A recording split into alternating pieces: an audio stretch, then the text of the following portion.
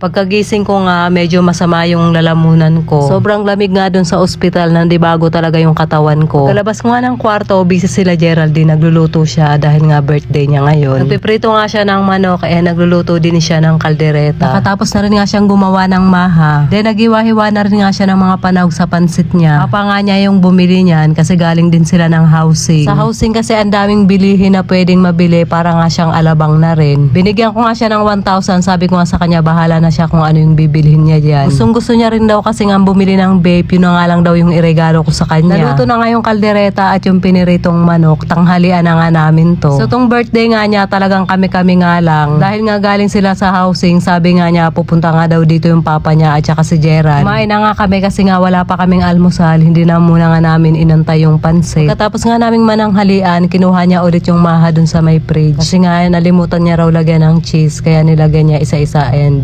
tinikman ko na rin nga. Ilang beses na nga siya nitong gumagawa dati, pero ang sabi nga niya ngayon nga lang nga daw na perfect. Yung tinikman ko nga masarap nga siya. Parang kasing lasa lang din siya nung mga ginagawa naming maha dun sa may Japan. Pagkatapos nga lang nga namin mananghalian, mamaya-maya dumating na yung papa niya, pati na rin si Gerald kasama nga nung kaibigan niya. May dala nga silang tinapay at pizza. Yung pizza nga na to, dyan lang daw nga nila binili sa may kanto. Nung nakita nga ni Tantan, humingi na kaagad siya kasi gustong-gusto niya rin nga to.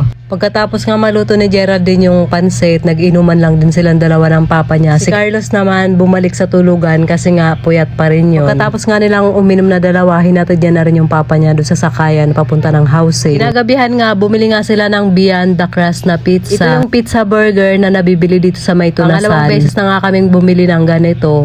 Umorder kami ng ano ba yan? Burger na pizza. Pizza na burger. Buhay mo. Ito, plato. Naiiwan na ito eh.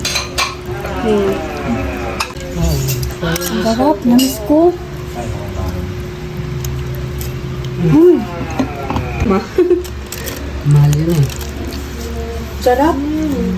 Pero parang hindi siya mozzarella. Dapat gagawin siya. So, yung in-order namin dati, hindi ganito. Ano ba Mozzarella yun? tas Hawaiian. Hawaiian. Ito kasi pure mozzarella siya. Ano yan? Ayun o. Minainit na yan. Sarap. Ayun. Nauna pa. Mga dahil. Kaya nga. Kapos na. Sarap. Maanghang.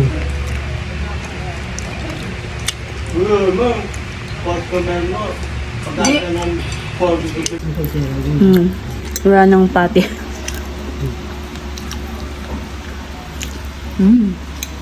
Lap. So, ito yung inaasam-asam ni Geraldine na regalo daw. Ayan. Wala mong katuturang vape. So, hindi ko alam kung ano nagustuhan nila sa vape na to. Mga pamangkin ko, mga kapatid ko. Lahat mga sila may kuya ko. ganyan.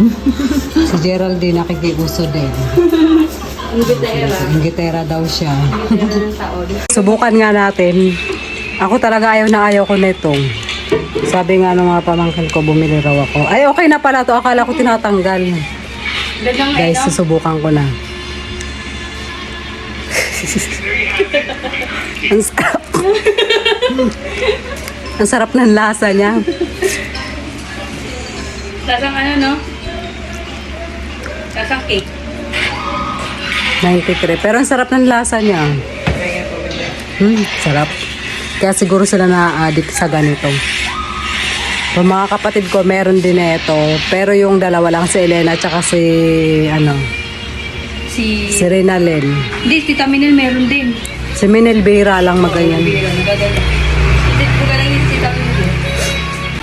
So yun na guys, yung ating video for today.